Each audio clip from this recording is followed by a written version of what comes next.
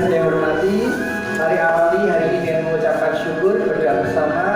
Ya Tuhan kami, tambahkanlah kami ilmu dan berikanlah kami pemahaman. Amin, Allahumma amin. Bersama-sama kita sekarang nyanyi. Kita jadi bisa menulis dan membaca karena siapa? Kita jadi tahu beraneka bidang ilmu dari siapa. Kita jadi pintar di waktu, kita bisa pakai itu. Berubah gulita, gerak dalam gulita, jasamu tiada tanda. Berubah gulita, gerak dalam gulita, jasamu tiada halangan. Tepuk tangan yang meriah bagi kita semuanya. Selamat pagi anak-anak semua. Siapa hari ini anak-anak yang sudah mandi? Katakan saya. Siapa yang mandi sendiri? Yang mandinya berdiri. Mandinya berdiri gak apa-apa, masa duduk.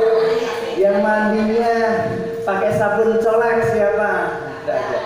Ya, kita harus mengawali kegembiraan Bunda karena syarat ilmu masuk ke dalam otak manusia, ke otak anak itu syaratnya harus menyenangkan dulu. Kalau nggak menyenangkan, dipastikan ilmu tidak akan masuk. Maka karena di dalam struktur otak manusia yang paling luar namanya neokortek. Namanya apa? Neokortek itu tempat berpikir cerdas. Jadi anak mampu berpikir, membedakan baik buruk, baik buruk benar salah, halal haram itu dari otak yang di paling luar ini. Tapi di tengahnya ada yang namanya pusat emosi, namanya limbic system. Nah, ini yang menjadi penentu. Kalau anak mendengar sesuatu yang menarik, menyenangkan, masuknya ke limbic. Anak melihat sesuatu yang menarik, menyenangkan, masuknya ke limbic system dulu. Ya. Nah, baru nanti ditaruh mau diteruskan ke otak cerdas atau ke batang otak. Nah, yang berbahaya adalah kalau dalam kondisi diberikan ke batang otak. Ini disebut otak reptil, otak yang memiliki dua sifat, melawan atau menghindar.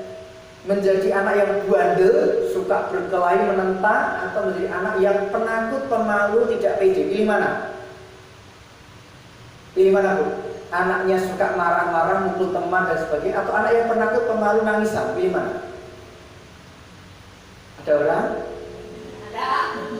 Di sini ada orang? Ada. Pilih mana? Pemarah, suka mukul orang? Iya. Hei, tidak boleh. Enggak, bukan berani tadi ya. Fight atau flight. Jadi anak yang suka mukuli teman atau anak yang suka dipukuli teman, pilih mana? Pilih mana? Mau dua-duanya enggak? Mau salah satunya enggak? Enggak. Kalau tidak mau dua-duanya atau salah satunya, maka jangan sampai ke batang otak ini. Ini otak reptil itu. Reptil, kalau ibu lihat reptil ada kadal atau apa namanya ular, ketemu orang, itu dia lari enggak? Lari. Kalau keinjak, ekornya keinjak, dia ngapain? Melawan, menyerang. Itu namanya reptil. Nah, otak manusia juga ada sini. Kalau dalam kondisi dia takut, pasti ada dua itu. Dia menghindar atau melawan.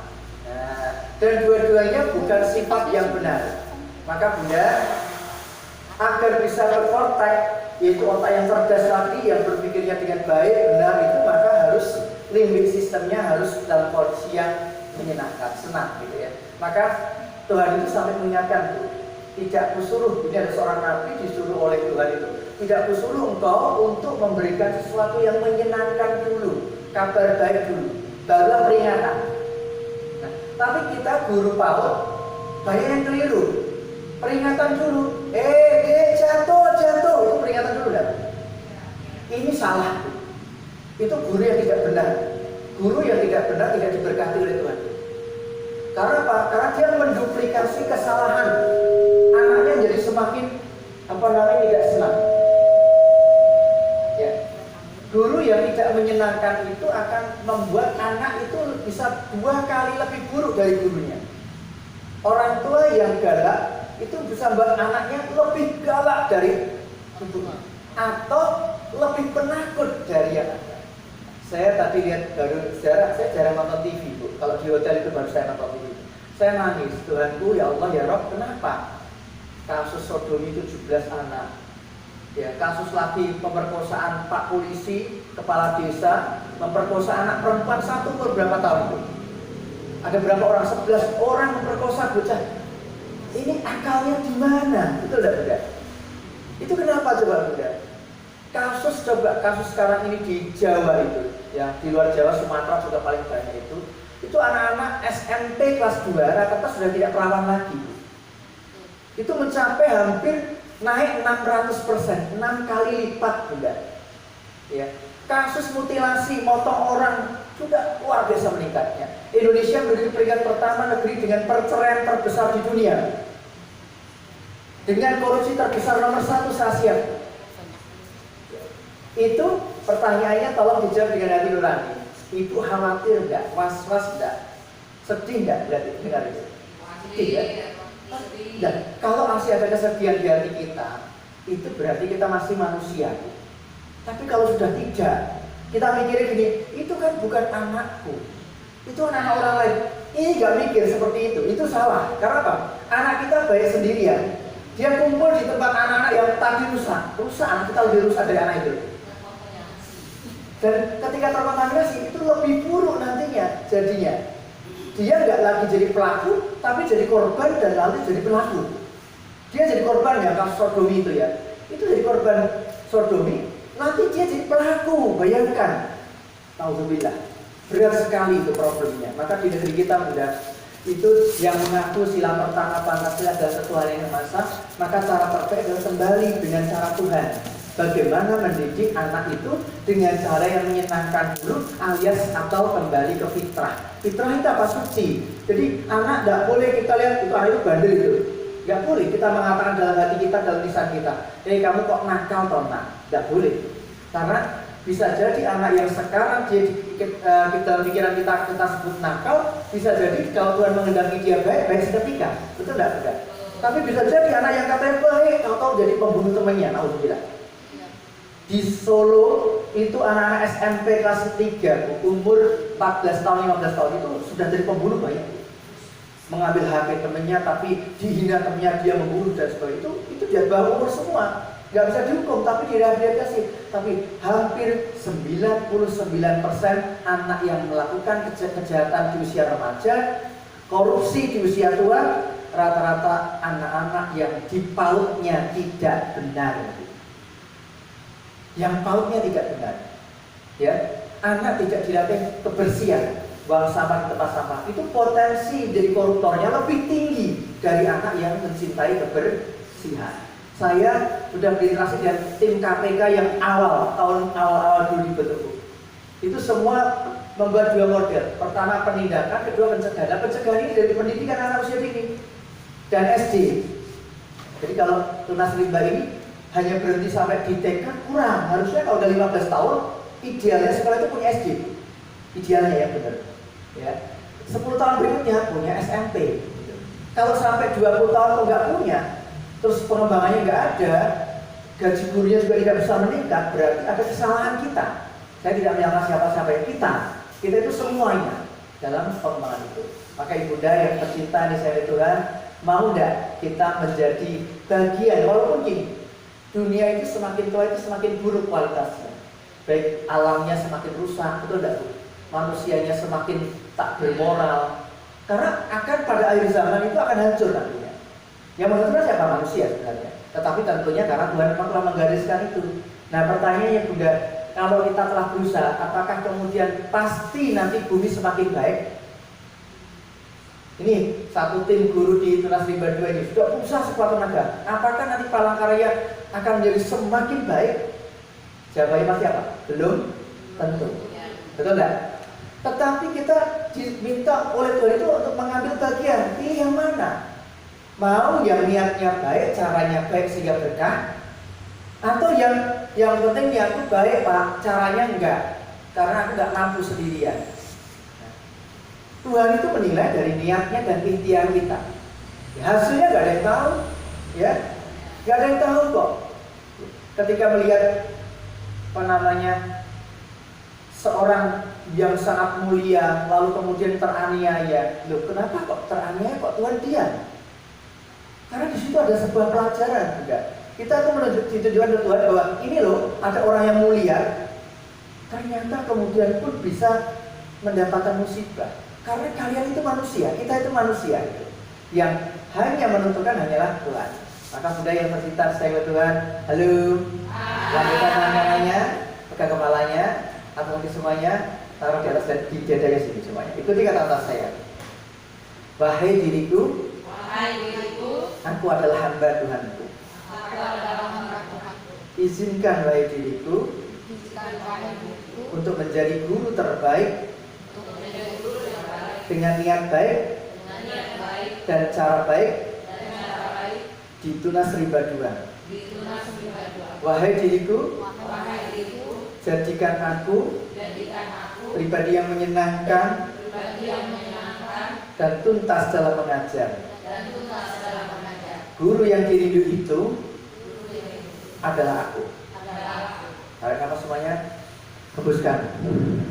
Ya, udah yang saya Tuhan. Yuk sebelum kita mulai kebersamaan ini, boleh semua berdiri semuanya. Semuanya berdiri, berdiri, berdiri. Semuanya berdiri, berdiri. Guru TK itu mau berdiri aja ada lagunya, ya. Semuanya duduk, duduk pun ada lagunya. Everybody stand up, stand up, stand up. Everybody stand up and stand up. Teman-teman, siapa yang mau di hari Minggu nanti jalan-jalan sama Pak Guru, katakan saya. Kira-kira naik apa ya kalau jalan-jalan di hari Minggu? Naik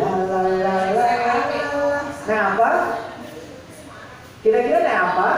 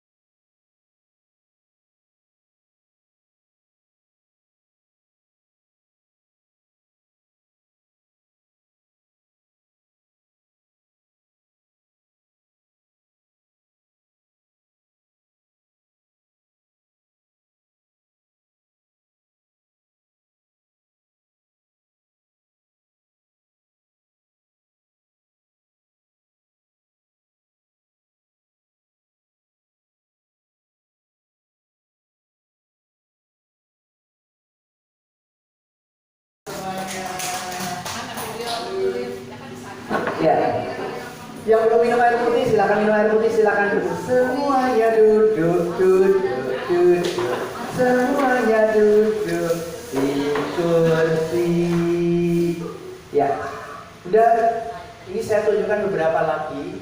saya pernah ngundang seorang profesor doktor dari Finlandia, ya, namanya Profesor Karmendari, seorang ibu tingginya 186.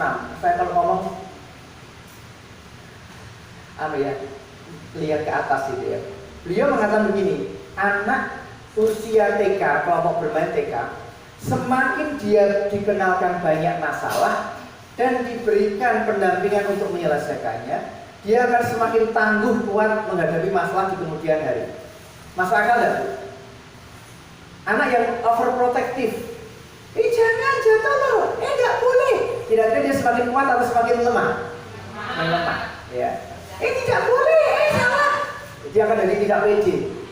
Mau salah satu lihat mamanya dulu. Karena apa? Sering mendapatkan larangan. Nah, maka di berbagai negara itu sampai dilatih seperti itu. Anak-anak itu dilatih bagaimana dia TK ini TK semua. Gurunya dia santai sekali lihat. Yang penting di bawahnya nggak ada orang. Teman-teman juga paham. Itu lompat 2 meter loh. Dan itu biasa mereka lakukan. Yang menarik lagi coba, anak-anak juga dikenalkan yang namanya, istilahnya kalau dalam dunia pendidikan modern itu risky play, permainan yang berisiko. Ini paku beneran sama palu beneran. Tidak, tolong ditunjukkan caranya.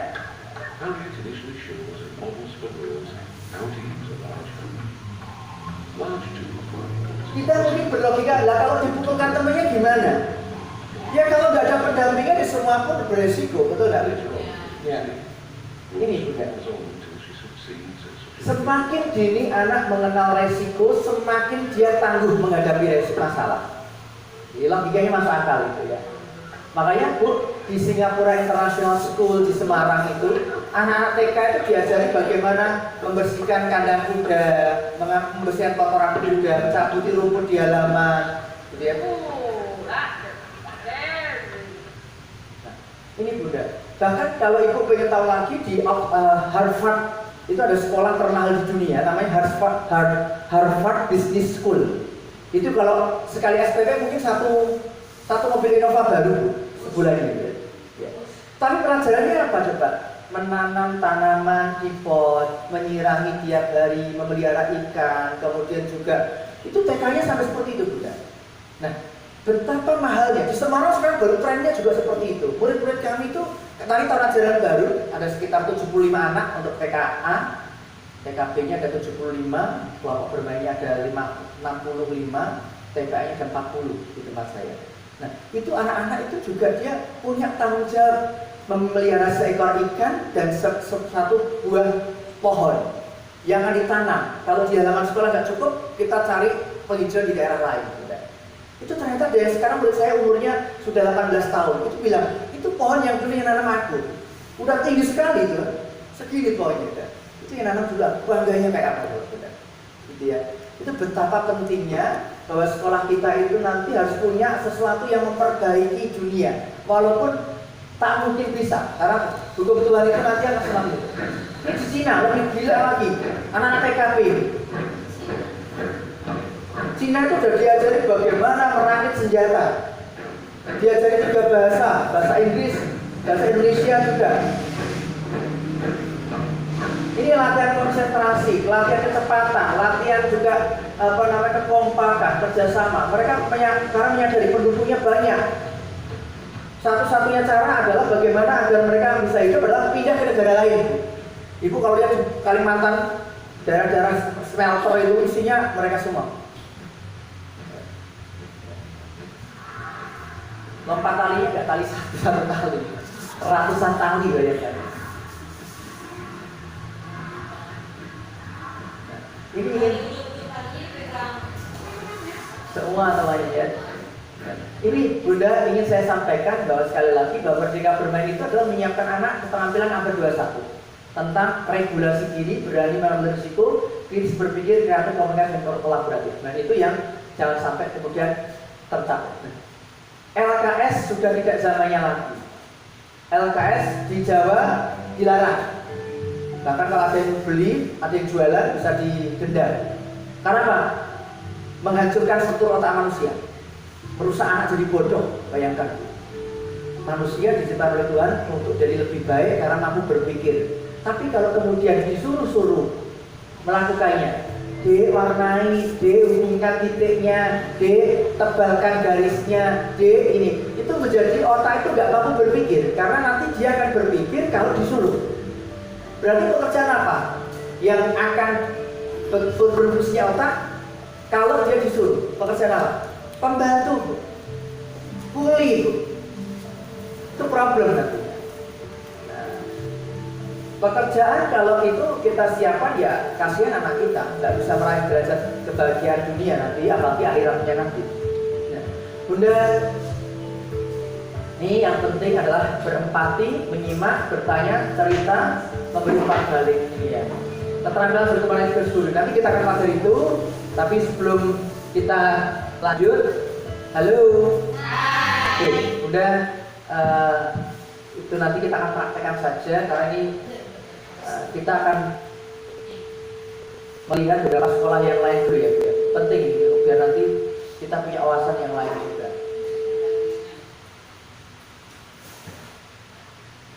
Ya, ini saya ada beberapa gambaran pembelajaran untuk biar kita itu nanti menjadi orang yang waspada dalam hal kebaikan ya.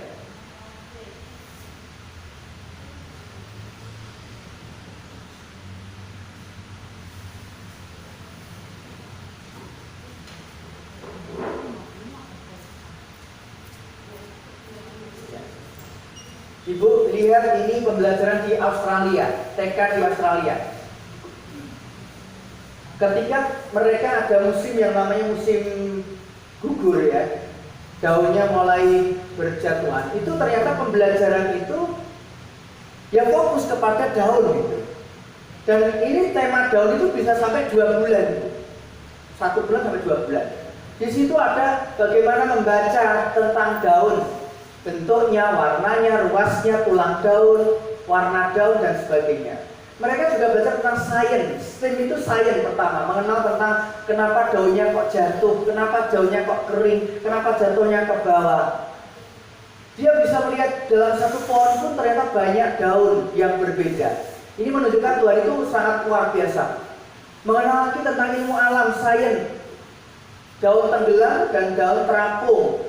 Mengenal tentang konsep kebersihan. Kenapa kok tempat yang bersih ini jadi kotor?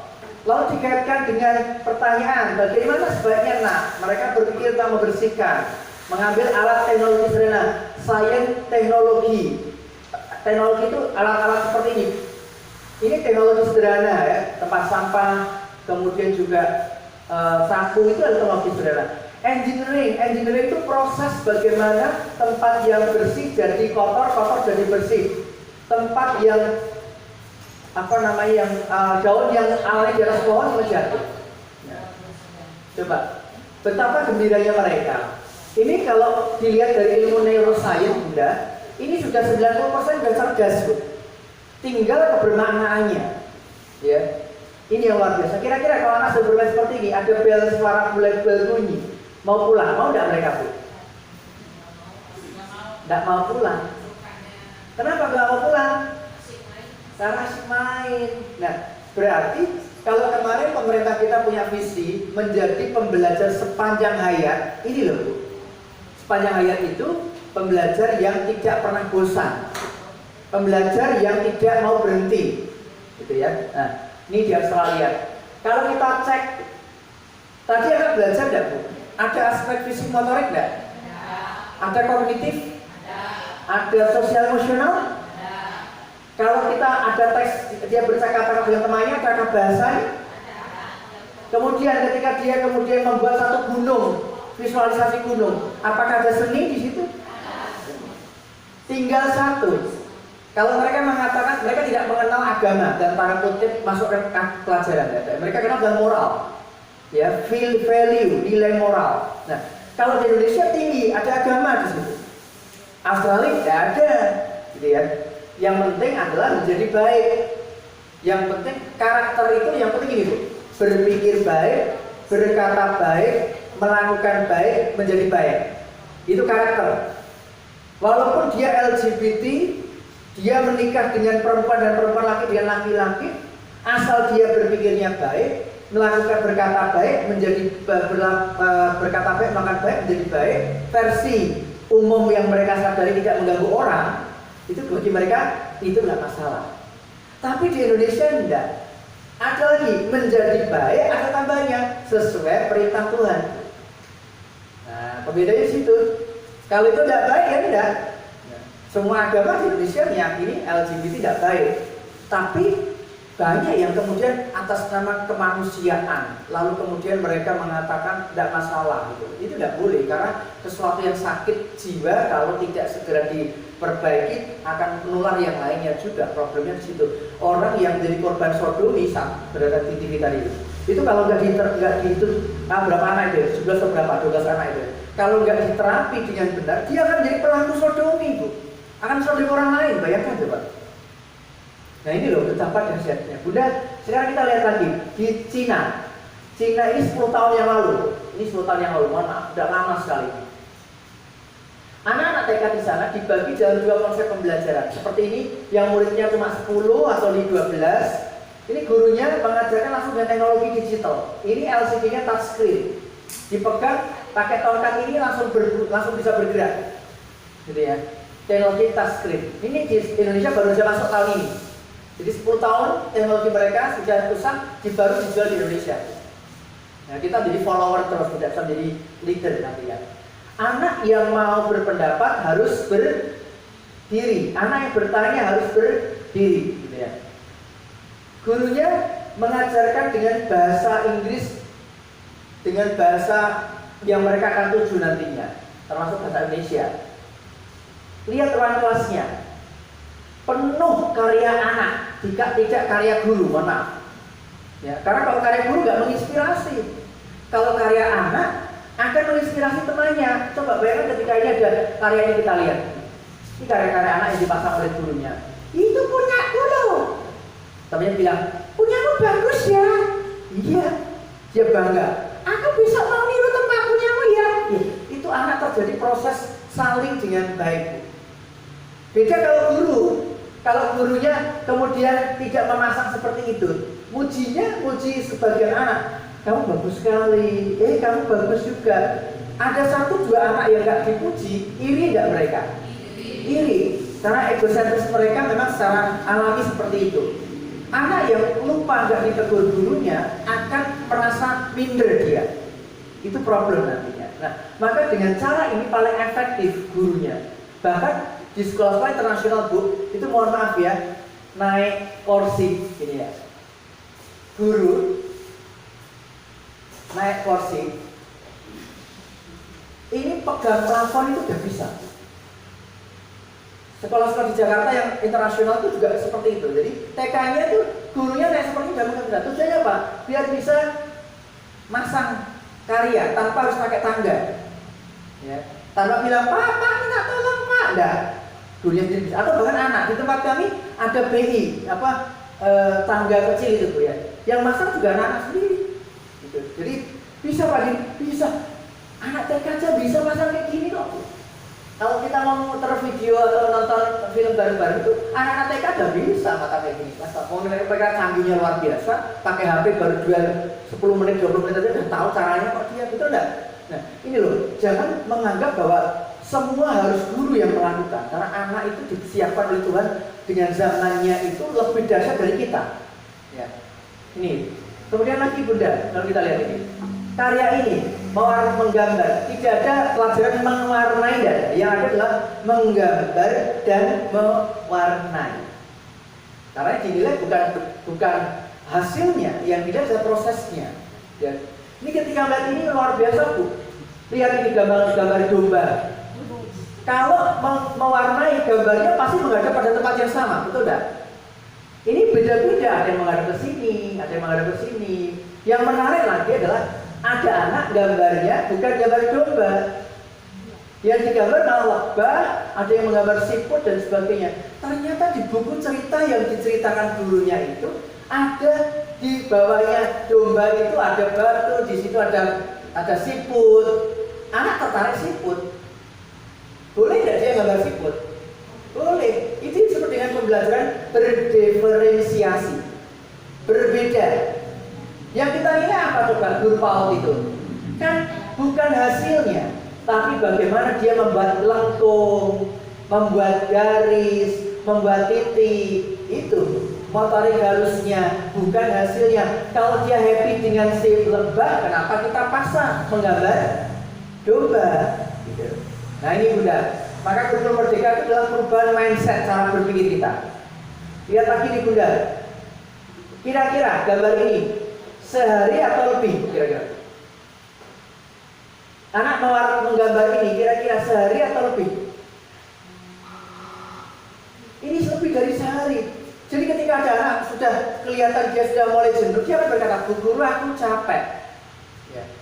Gurunya mendekati, karyamu kau selesaikan kapan nak? Besok Bu Guru setelah aku datang.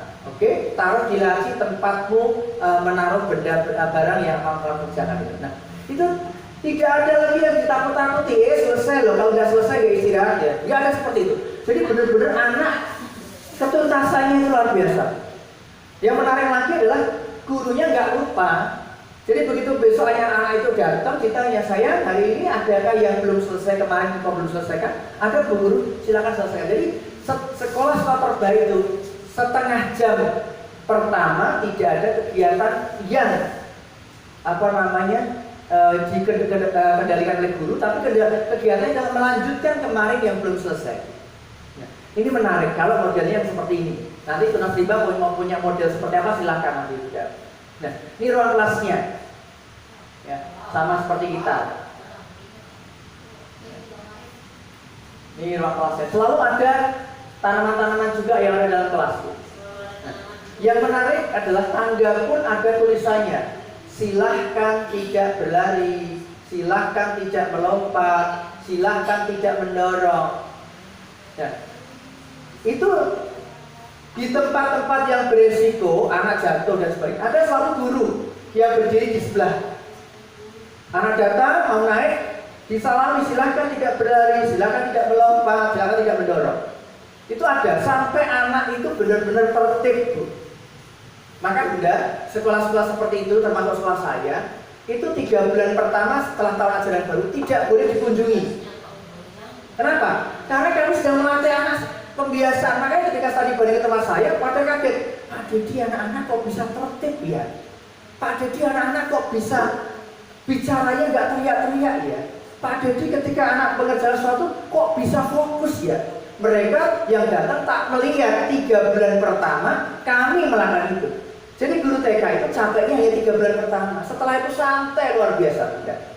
Bahkan gurunya bisa melakukan yang lain, tetapi dalam kondisi yang anak sudah siap dulu gitu. Nah, tetapi kalau ini kita lakukan, maka selamanya guru TK akan capek. Selamanya. Nah, maka pepatah berakit-rakit dulu, berenang-renang ke tepian, sampai sekarang masih berlaku hasilnya. Bersakit-sakit dulu, bersusah payah dulu, nanti akan bersenang-senang kemudian. Lihat ini Bunda. Ini juga ada ditulis apel, anggur dan sebagainya. Kemudian yang menarik ini, angka itu dimulai dari 0. Kami tanyakan ini, kenapa Miss kok 0 dimulai? Mereka tersenyum. Loh, 0 kan juga angka. Loh, tapi kan nggak ada wujudnya, saya katakan. Ada, coba 0 ditaruh di depan angka 1 atau 2, akan ada nilainya. Bahkan kalau kurang 0, kita pun nggak menganggap nilai. Coba uang 100 dan 1000, lebih bernilai mana? Anak TK yang tidak pernah dikenakan 0 sejak awal, nanti matematika dia nggak suka. Dia benci matematika, karena apa? Sulit, kemudian nggak berlogika. Jadi mereka mengatakan, jadi prakteknya gimana Miss? Ketika anak berdiri, hap, ini kasih angka 0. Ketika dia melompat, 1. Nah ini baru 1. Bukan 1, lompat. Ini dulu, 0 dulu, baru kemudian dia lompat. Oh gitu ya. Ternyata betul sekali. Hasilnya anak Indonesia itu gak suka matematika. Kalau sudah 0, bingung Bu. Ya, pembagian yang hasilnya 0, itu bingung kita. Nih, murid TK-nya di sana, satu kelas ada sekitar 20-30 anak, satu kelas. Gurunya cuma 1. Ini yang kebetulan biasa dibanding dari Indonesia, Bu. Ya, ini studi banding semua ini, guru-guru studi banding. Kami datang ke sana. Lalu kemudian yang menarik adalah pembelajaran yang di sini ini disiapkan untuk menjadi apa? Menjadi burung. Mereka disiapkan untuk menjadi pekerja yang tangguh, kalau menjadi leader yang hebat. Jadi ada dua model, yang kegiatannya terpimpin dan kegiatan nanti yang bebas. Ini yang usia kelompok bermain, setelah ada 15 sampai 20 anak. Ruangnya kecil sekali, separuhnya sini mungkin ya. Ini mereka yang agama Islam di daerah Uyghur juga diajari ngaji.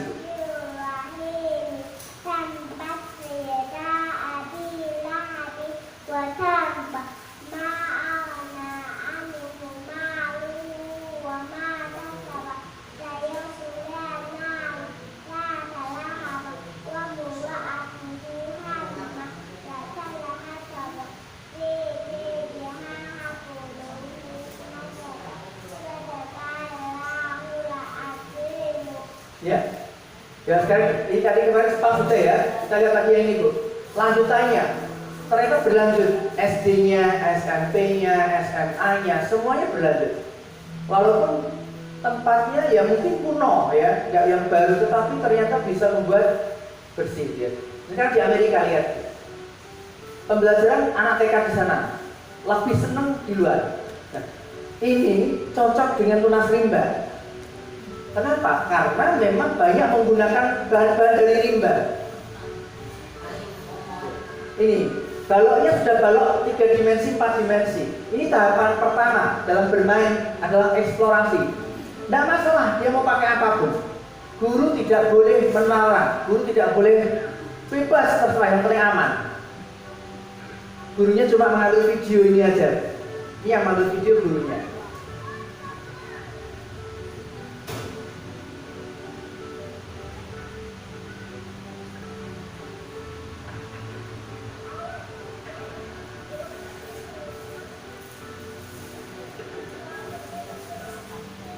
Mereka yang senang masak, membuat dapur, yang senang punya rumah makan, membuat rumah makan, ada yang senang membuat panggung, ada yang membuat jalan, ada yang membuat jembatan. Ini namanya pembelajaran berdiferensiasi pada tahapan eksplorasi. Nah, sampai anak-anak yang lain mencoba saling berkunjung, ada yang membuat jembatan, ada yang membuat seluncuran, temannya bergantian. Itu bangga Bu, itu yang buat aku loh. Atau yang buat ini jungkat-jungkit dan sebagainya, yang menimbang-nimbang dengan kayunya. Nah setelah anak-anak dirasa sudah mulai puas, sudah mulai tengok kanan, tengok kiri, itu gurunya sudah mulai paham. Gurunya berikan perintah, menarik, menantang. Nah, waktunya sudah hampir selesai. Yuk kita nanti akan naik kendaraan yang bisa dinaiki semuanya. Sebelum beres-beres, jadikan yuk kendaraan dulu. Mereka sepakat memilih membuat apa? Kereta. Kalau mereka buat kereta,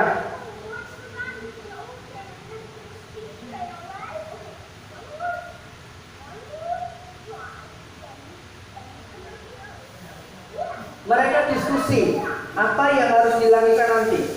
Nah begitu selesai, mereka membereskan semua mainan, tahapan next beres-beres, gurunya mengumpulkan di bawah pohon, kemudian ambil nyanyi, walaupun gurunya nggak bisa main gitar, yang penting kita dipukul-pukul, yang penting bunyi ya. Nah, lalu mereka makan dan pulang. Itu di sana seperti itu. Sekarang Kanada, namanya Jackson, umurnya 4 tahun, TKA. Selama dia selama berapa tahun ini ya? Dia ke situ ya. Dia selama 3 jam di dalam 4 menit, dibuat dalam 4 menit saja. Datang nggak ada yang diantar kalau sana, anak datang sendiri, sama seperti Jepang. Gurunya menyambut wajib hukumnya jongkok, nggak boleh tidak. Ketemu di lorong tos, saling boleh. Melepas jasnya, sepatu, jaketnya. Nah ini sama seperti tadi yang di Cina. Melanjutkan kembali kemarin yang belum selesai. Yang lainnya bebas, kalau sudah selesai bebas. Jackson melakukan itu mencocok. Ini dengan pendekatan Montessori Bu, paling lengkap kalau Montessori itu. Makanya di Semarang paling mahal termasuk. Nah, tapi apa kata gurunya, Mr. Andreas? Yang penting Jackson dan kawan-kawan merapikan kembali apa yang dibuat. Nih lihat, kertas yang benar untuk anak TK yang ini Bu, bawahnya garis, atasnya kosong. Itu yang benar. Ini Jessica ini pinter. menulis. Jackson tidak bisa, tulisannya nggak bisa kebaca. Gurunya datang mendekati sambil berkata, Jackson setelah ini gambar ya yang kau buat. Dia yang bisa menulis namanya sendiri. Kalau Jessica tadi udah pintar membaca, menulis. Nah.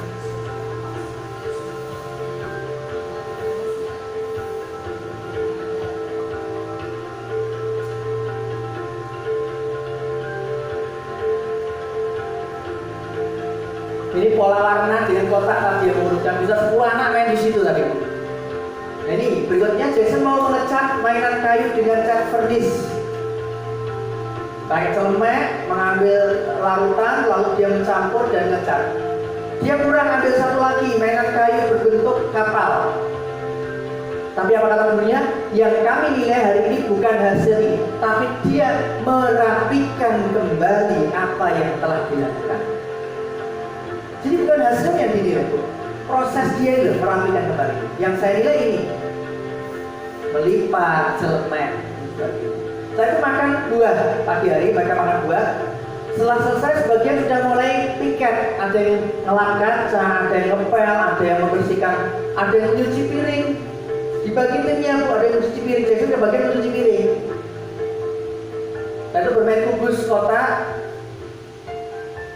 Ini tahapan awal eksplorasi di 3 bulan pertama. Dia fokus untuk kemudian merapikan. Jadi tidak langsung buru-buru ke pengetahuan Buddha. Ini tempatnya dia keliru, dia pindah. Ini temanku. Oh iya. Ternyata Jackson belum mampu. Perintahnya dalam tantangannya adalah mengurutkan berdasarkan panjang pendeknya, tapi dia nggak bisa. Maka dibantu oleh temannya. Nama ini kolaborasi. Gurunya cuma santai duduk baca buku cerita, santai sekali, nggak perlu teriak-teriak. Selesai, mereka ngecek satu sekali lagi, menyebutkan apa yang disusun, merapikan kembali. Kemudian bermain kartu kata, menyusun 3-4 kartu kata. Setelah itu, gurunya datang membaca satu persatu. Adik makan sepatu. Lupa makan sepatu, roti yang ini saya. Jadi anak belajar dari kesalahannya. Tapi kata Mr. Andreas, yang penting dia merapikan kembali. Ini yang terakhir, ini yang 3 jam tuh. Sehari itu 3 jam. Jam yang terakhir yang ketiga, menjadikan ruang makan, ruang kelas menjadi ruang makan. Ada nama anak, temannya, ada mengisi air 3/4, sendok di mana, garpu di mana. Gurunya mengumpulkan di satu tempat, nyanyi, baca doa, baru makan. Kami tanya Mr. Andreas, kenapa kok doanya nggak di depan makanan? Apa kata dia? Umur 4 tahun belum bisa fokus di 2 sekaligus. Kalau dia ditaruh di depan makanan, dia nggak jadi doa, dia makan. Maka dia tertib dulu, setelah itu baru dia makan. Oh iya ya, kita nggak mikir begitu. Kadang langsung di depannya, padahal ada tahapannya. Tadi Jackson datang tak diantar, pulang pun dia tidak dijemput. Kenapa? Karena rumahnya seberang hutan ini, Bu, dekat ini.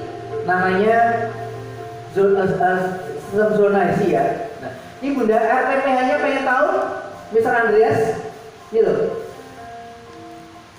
Ini tadi, mohon maaf. RPPH-nya tadi ini. Tadi ya, RPPH-nya ini. Nah, ini. Nah, RPPH-nya ini aja. Pertanyaannya tuh, repot gak buat RPPH bagi mereka? Ini RPPH-nya sehari kayak gini. Gak ada KD-nya, mana KD-nya? Kenapa Indonesia kok ribet seperti ini?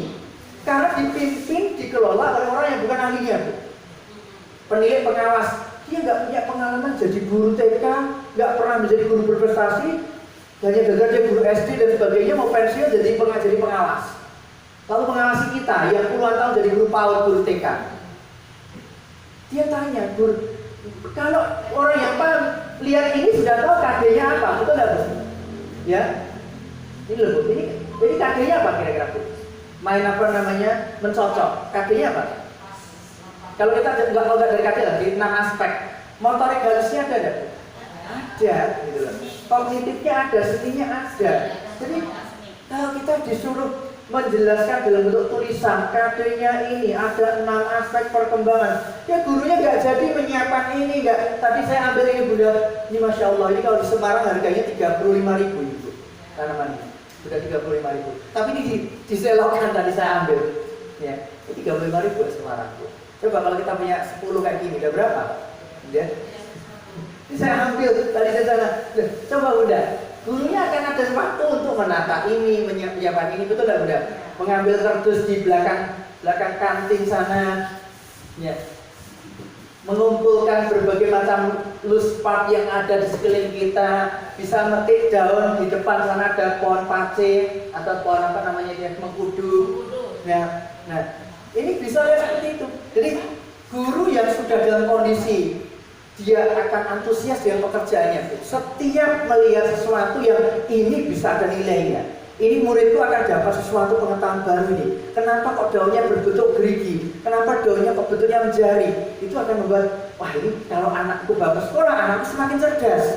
Aku aja nggak tahu sampai seusia ini. Anak ini harus tahu sekarang. Nah itu berarti sesuatu yang luar biasa. Jadi ini Bunda, antusias itu penting. Nih, ada kartu kata, ya. Ingat mengajarkan anak PAUD kelompok bermain TKS kelas rendah itu kata per kata, bukan huruf per huruf. Mohon maaf. Mengajarkan membaca itu kata per kata, bukan huruf per huruf. Kaos putih. Coba dia ambil lagi benda kita yang kita kenalkan apa? Putihnya misalnya. Kita membuat kartu tulisan putih, tapi sebanyak-banyaknya.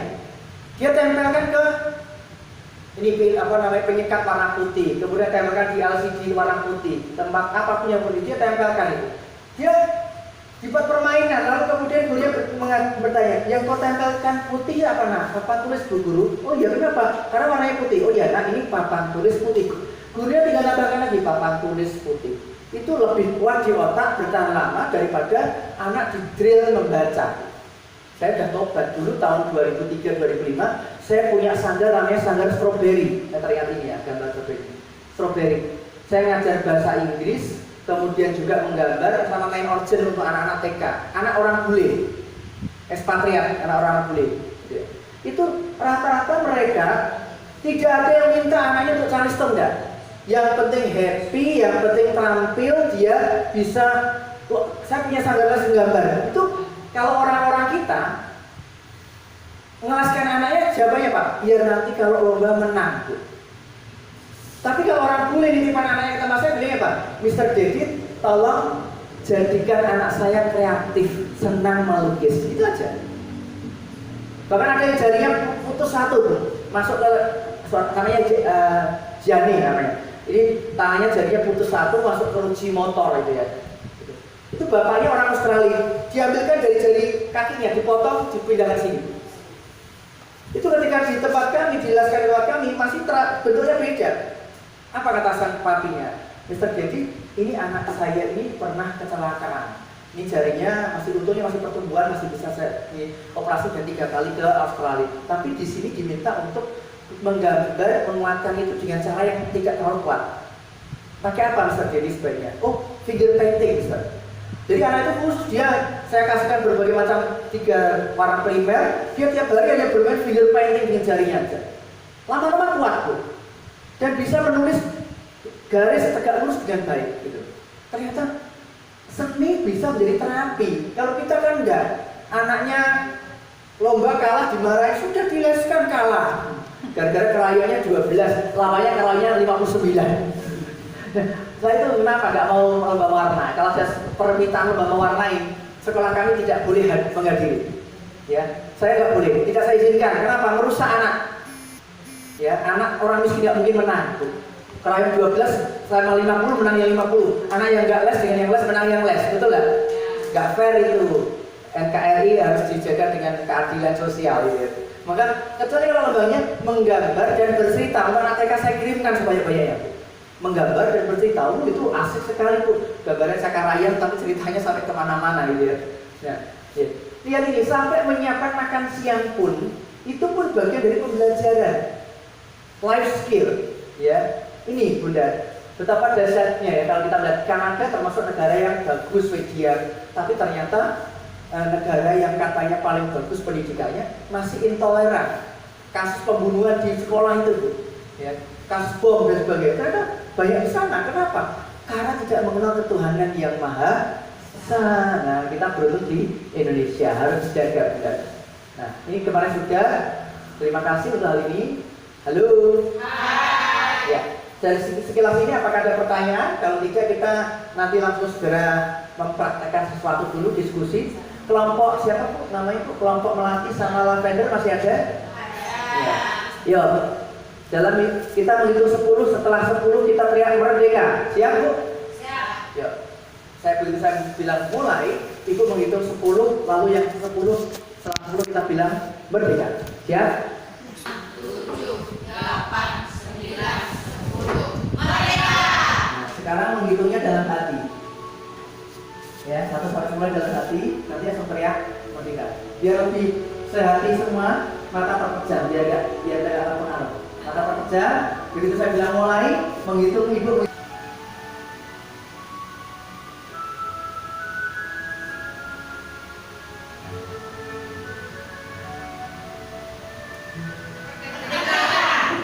Masih banyak yang menunggu, masih jiwanya masih pengen jadi follower. Nah, tadi sudah lihat semua ya, tapi belum pernah lihat. Kita ulang lagi ya, kalau lagi siap, bersedia, mulai.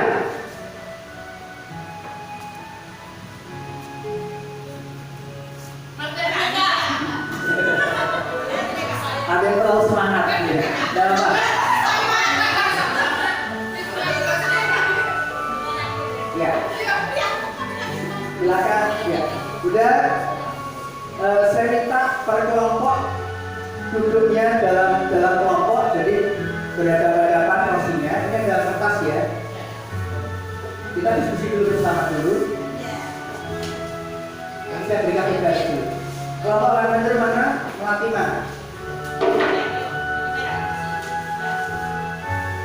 Di buku terapasnya, keluarnya silakan memimpin ya.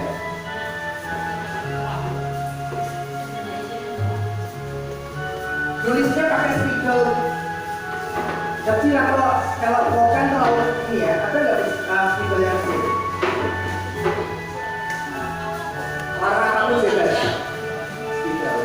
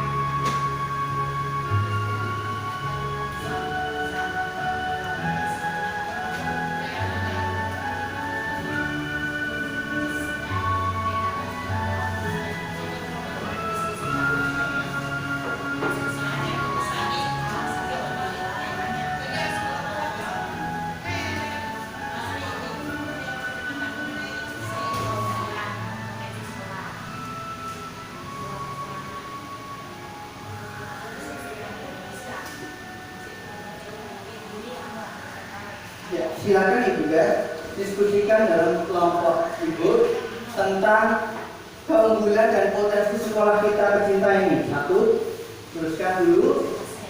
Boleh dibuat mapping, boleh juga. Misalnya di tengah kita tulis nama TK kita, keunggulannya apa, kasih lingkaran, kasih segitiga, kasih bintang, kasih awan juga boleh. Kelebihan dan kekurangan. Jadi kita bisa mengidentifikasi dulu potensi-potensi kita. Dalam kurikulum Merdeka kita sedang menganalisis konteks untuk membuat KOSP. Ya silakan di taruh dulu waktunya. Gak salah lama 15 menit dari sekarang.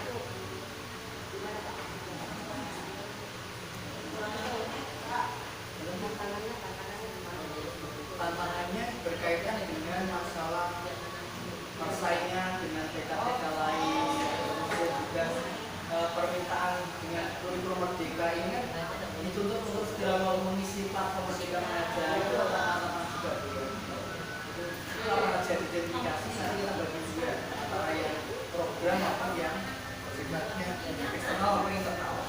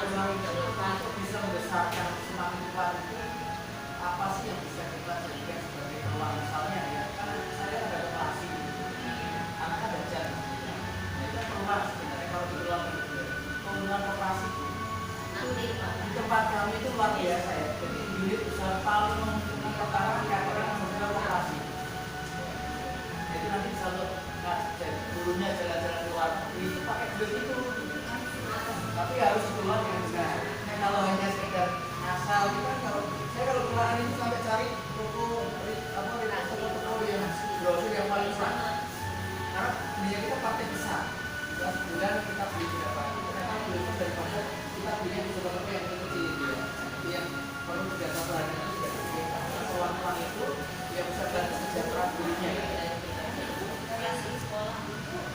seragam, sekolah itu keluar semua tapi jangan dikelola amatir jangan dikelola amatir yang rutin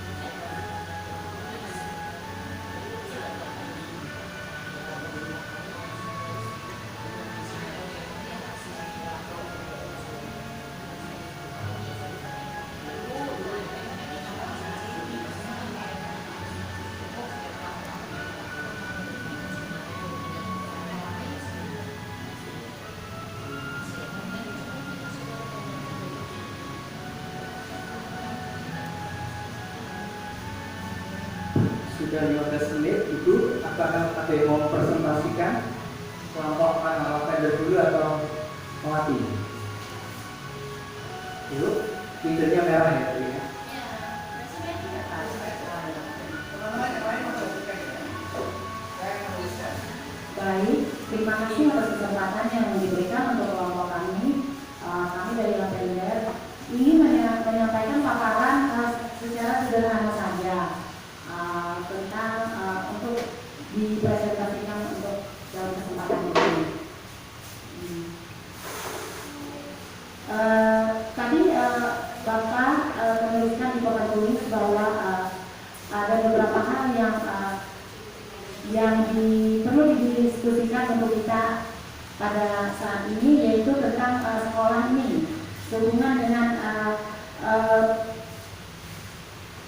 pernyataan tentang Merdeka Belajar ini. Jadi ini di sini Bapak meminta bahwa keunggulan di sini untuk satu poin dulu yang akan kami bahas, itu masalah keunggulan dan potensi sekolah. Keunggulan dan potensi sekolah. Di sini kami ingin menjelaskan bahwa kalau dalam keunggulan dan potensi sekolah ini, letak sekolah berada di tengah kota. Satu, Tak strategis ya. letak sekolah berada di tengah kota. Ya, halaman luas dengan sarana yang ada cukup memadai. Oke, terus Sudah itu lingkungan bersih. Lingkungan bersih. Sekolah ini pernah mendapat penghargaan sekolah sehat beberapa tahun yang silam.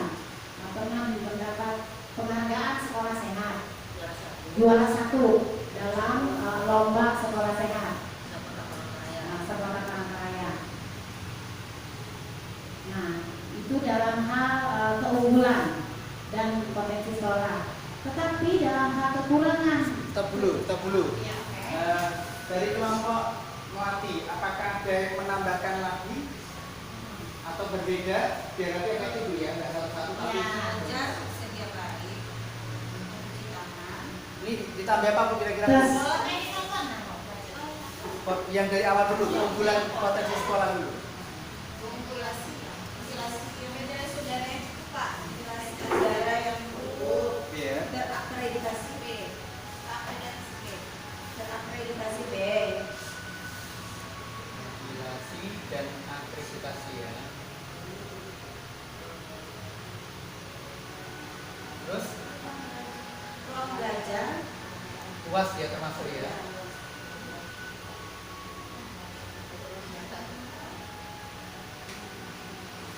Oke, tadi ada tambahin ya?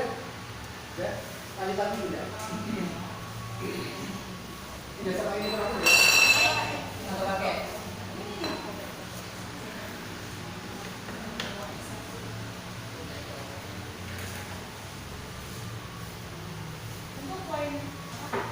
untuk poin yang kedua itu masalah kekurangan dan kelemahan.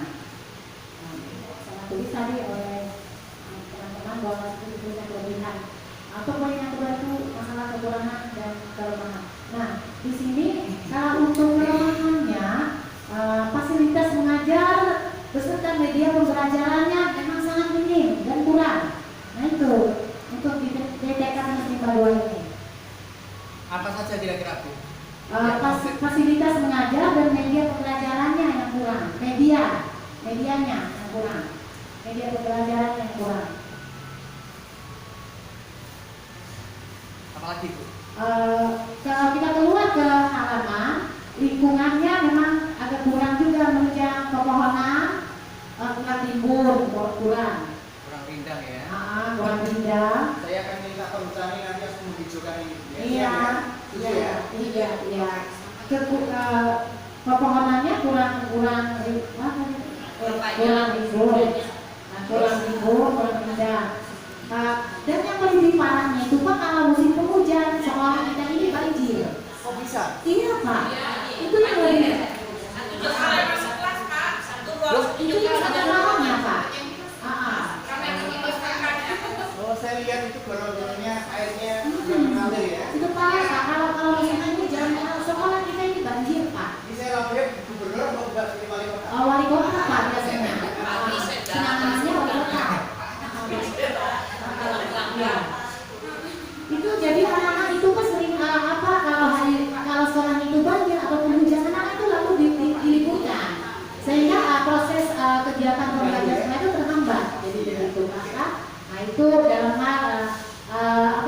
kekurangan dan kelemahan.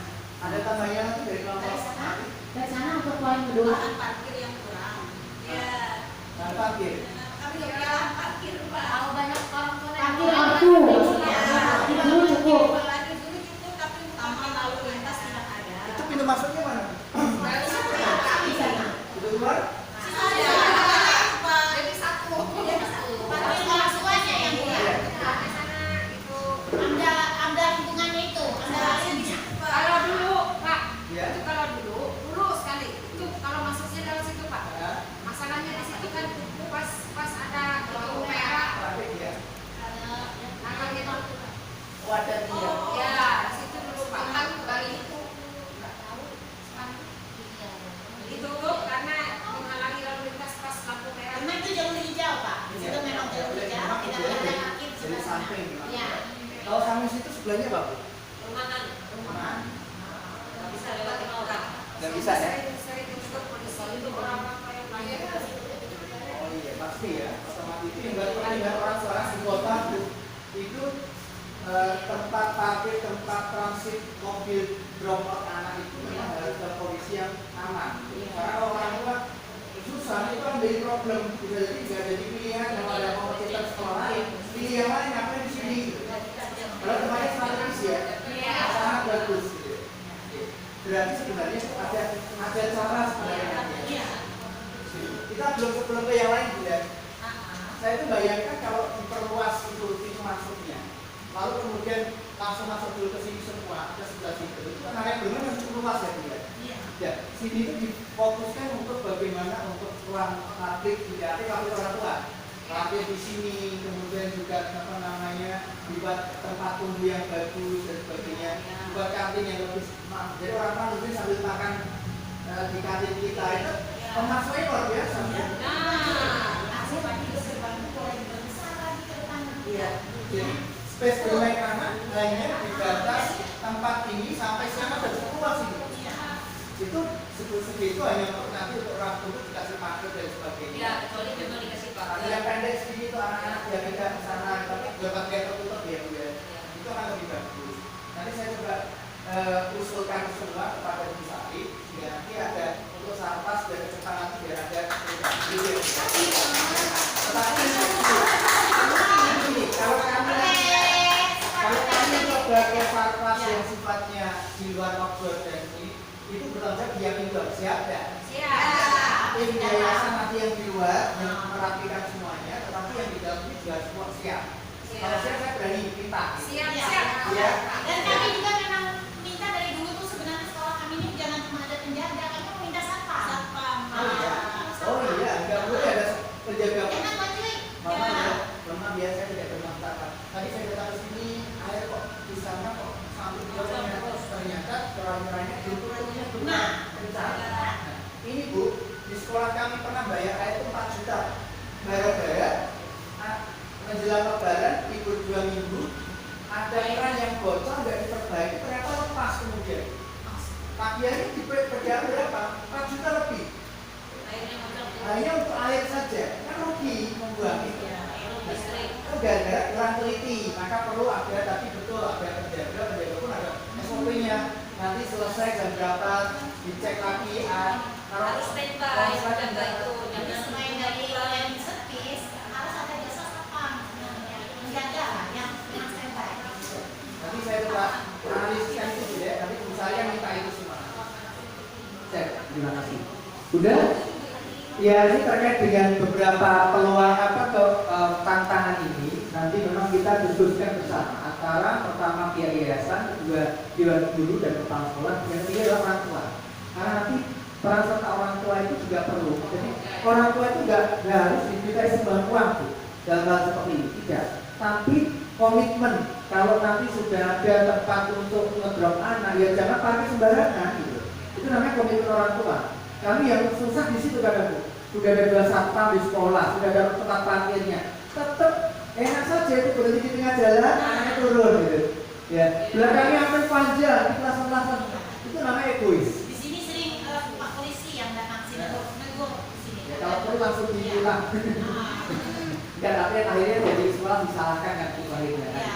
Jadi ini nanti problem ini saya tulis, nanti saya jadikan untuk diskusi lagi dengan pihak yayasan. Begitu ya Bunda. Selanjutnya dari pihak kelompok Melati memaparkan yang kedua dan ketiga Pak. Kekurangan ya. Tantangan itu yang berhubungan dengan luar ya. Atau dalam juga boleh. Misalnya apa ya? Silakan dulu. Jumlah muridnya. Yang pertama jumlah muridnya, yang kedua sekolah penggeraknya belum ada. Bentar, Bu. Ini Tantangan ini jumlah murid.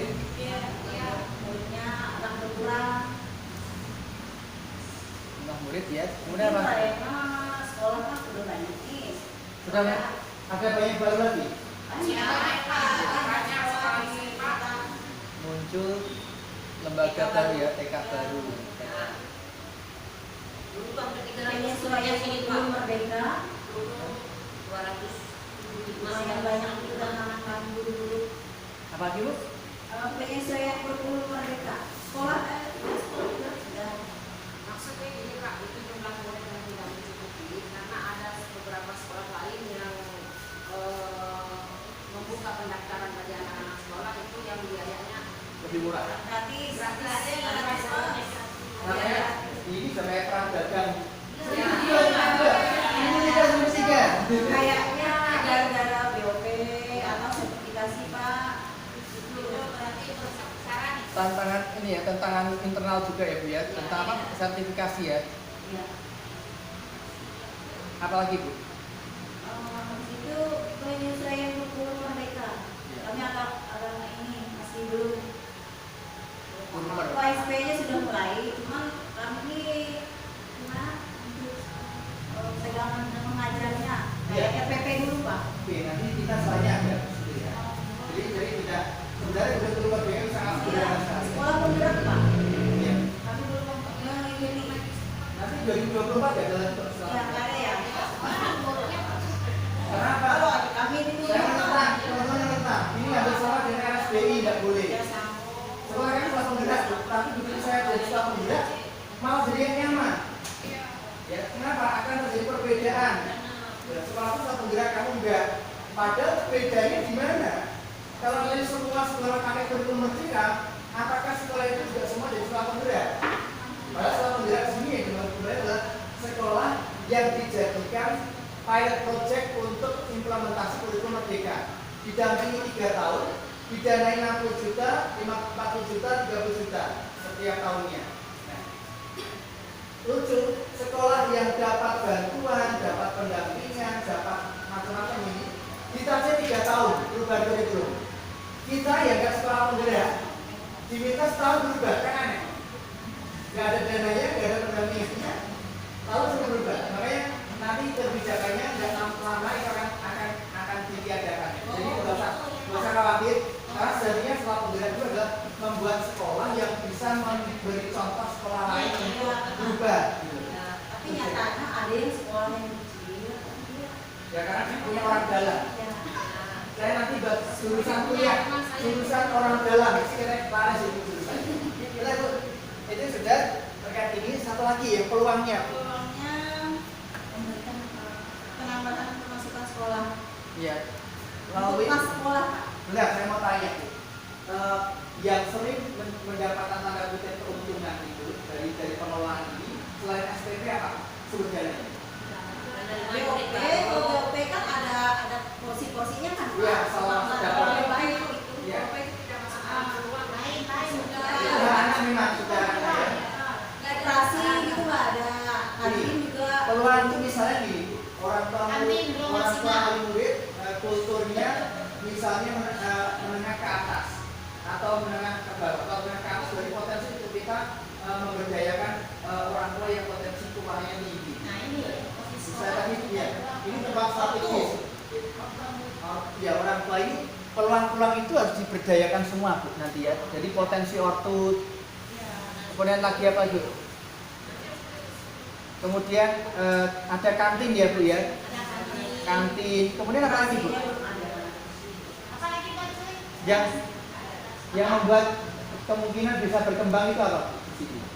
Kalau di sini Nah, kantin. ini yang penting lagi adalah peluang itu nanti Bu Kepala Sekolah nanti mengidentifikasi potensi dari guru. Potensi guru. Misalnya gini Bu, guru kita ada yang pinter misalnya main musik misalnya. Nah, itu perlu nanti buat kegiatan ekstrakurikuler yang membuat anak-anak itu nanti bisa bertahan dengan bayar tambah misalnya kalau cuma berapa ribu ya. Nah, itu juga untuk penguatan nanti. Misalnya ada yang pinter masak, gitu. Kemudian masak nasi bakar misalnya atau sebagainya. Nah, itu bisa nanti jadi potensi kalau bulan kita untuk pengembangan yang lain misalnya untuk kegiatan orang tua nanti dan sebagainya bisa. Itu kan melibat guru juga, jangan cuma satu orang Iya. yang bisa. Nah, nanti jadi tim, jangan sampai kemudian sendirian. Nanti ketika hasilnya lebih banyak usahanya, nanti akhirnya kegiatan utamanya jadi guru tetap boleh terusin aja hasilnya lebih besar, tidak boleh juga. Nah, artinya jangan sampai kemudian kita mengambil yang ini tapi yang utama tugas gurunya hilang. Jadi ya. Nah ini potensi peluangnya misalnya masih muda sebagian untuk mau kuliah lagi misalnya, nggak apa-apa itu potensi, gitu ya. Nah itu sekarang beasiswa banyak Bu, cuma sayangnya berita dari dinas itu selalu terlambat. Kurang 2 minggu suruh. Nggak pernah sih Pak. Nah, di luar Jawa malah gitu terlambat terus ya. Ternyata di pusat itu nepotisme tinggi, diberikan ke anaknya dulu nggak bisa, istrinya nggak bisa, tetangga apa, ponakannya nggak bisa, baru dilempar keluar.